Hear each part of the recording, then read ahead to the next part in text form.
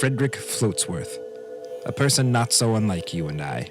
An average family man with an average job and an average interest in hopping into a float tank at his local center once a week.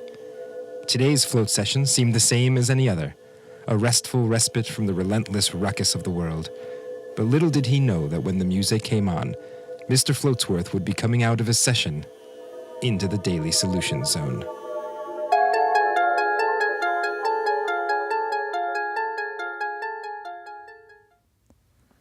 All right.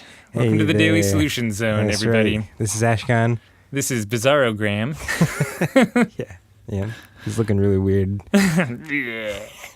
And, no, everyone else looks like a human.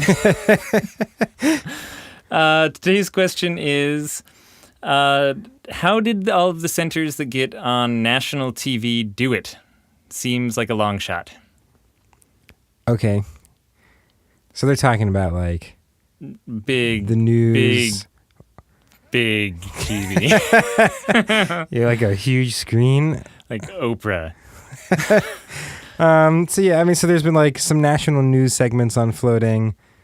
I feel like it's been mentioned on kind of late night shows a couple times.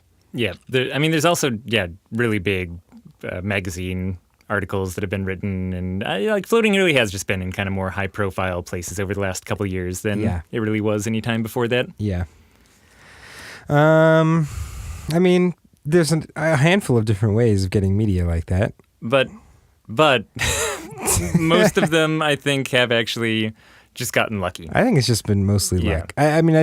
When I see, from the ones I'm thinking about, it's mostly the person on the side of, like, the TV station or the person mentioning it who's, like, a celebrity or whatever made the choice or learned about floating, or, it's coming from their direction. And then they just find a float center in the city that they happen to be in, and whatever float center they go to, or whichever one happens to get mentioned in an article or something, is much more just because they got lucky, like, kind of right place, right time sort of thing.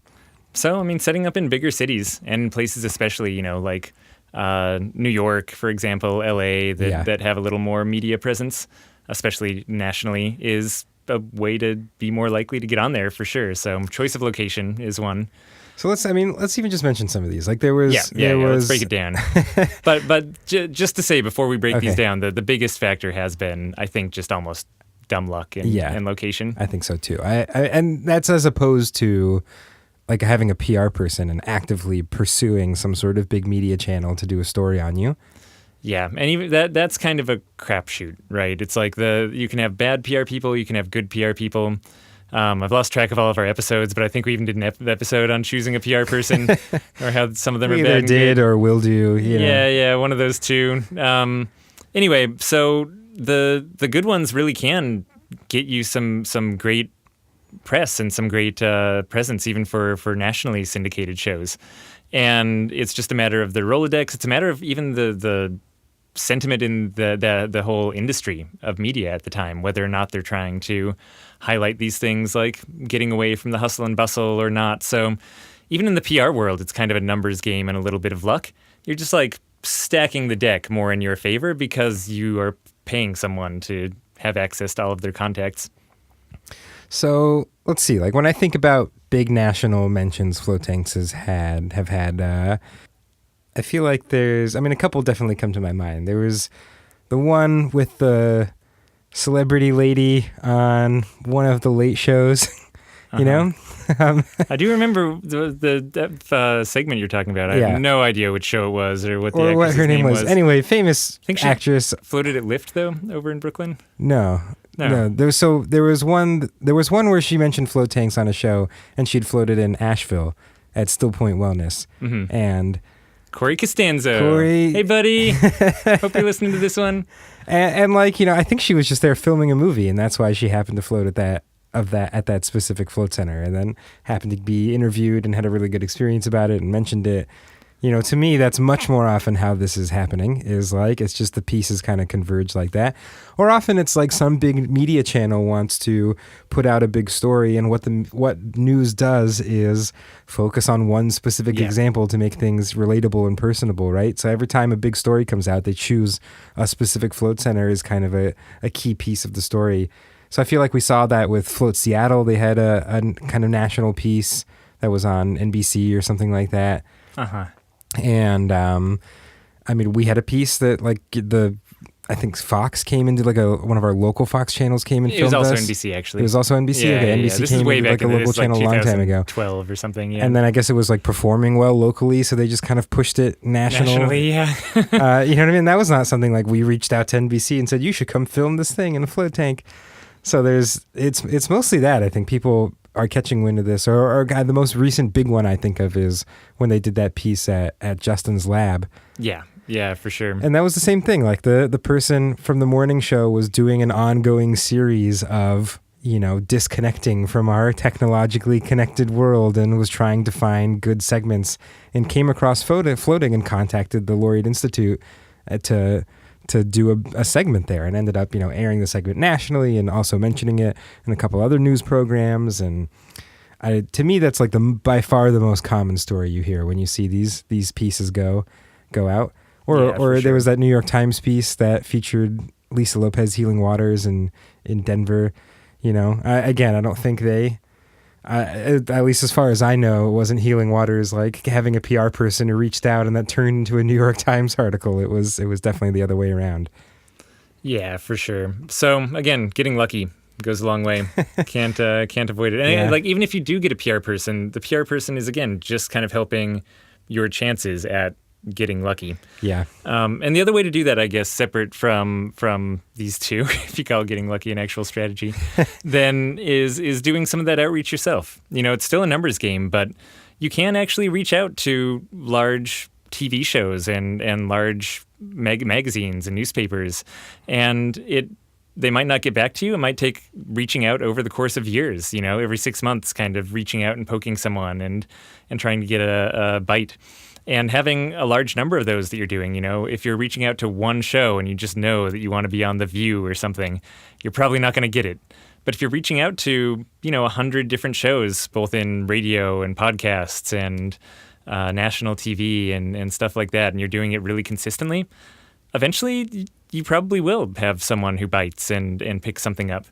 I mean, except it might be a long haul, but that is another strategy, is to just be very proactive yourself. And you don't see many center owners doing it just because it takes a lot of time to run a float tank center. Like, it's, despite best interests, it's just really hard to keep on top of things like PR activities when day in and day out there's salt and laundry and everything else. I almost feel like at our scale, PR is really just about like trying to create more situations that could become lucky.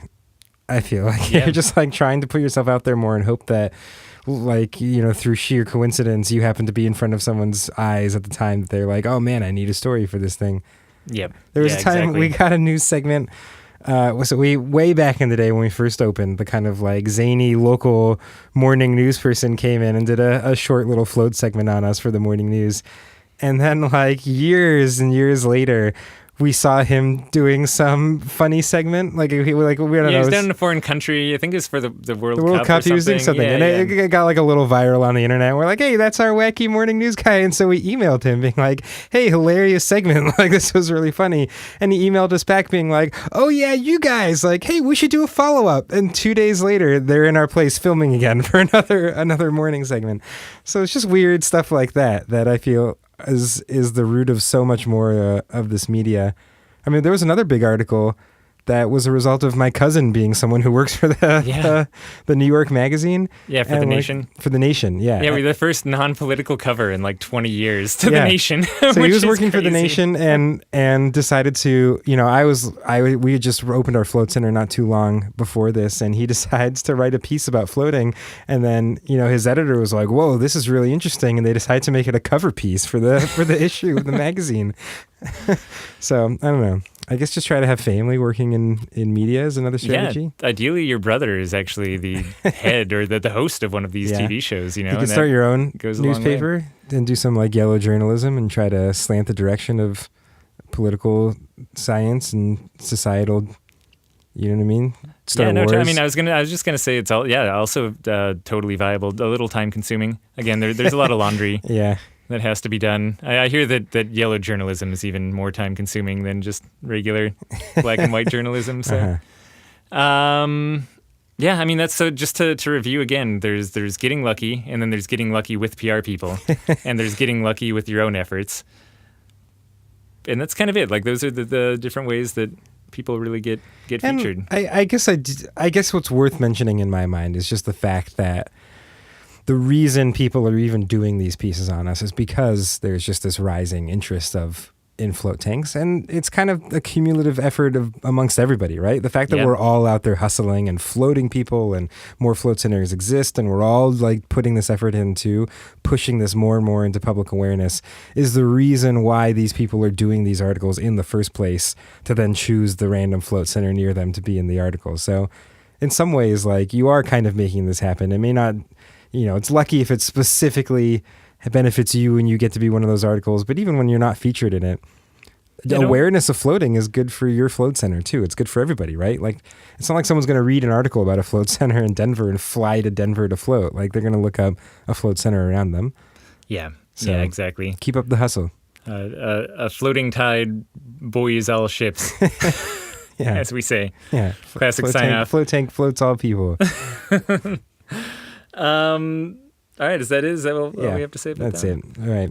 So, if you have questions of your own, cruise on down to floattanksolutions.com/podcast. We will answer those questions. We'll answer them right here on this podcast. Tune in tomorrow. Take it away now. Paka!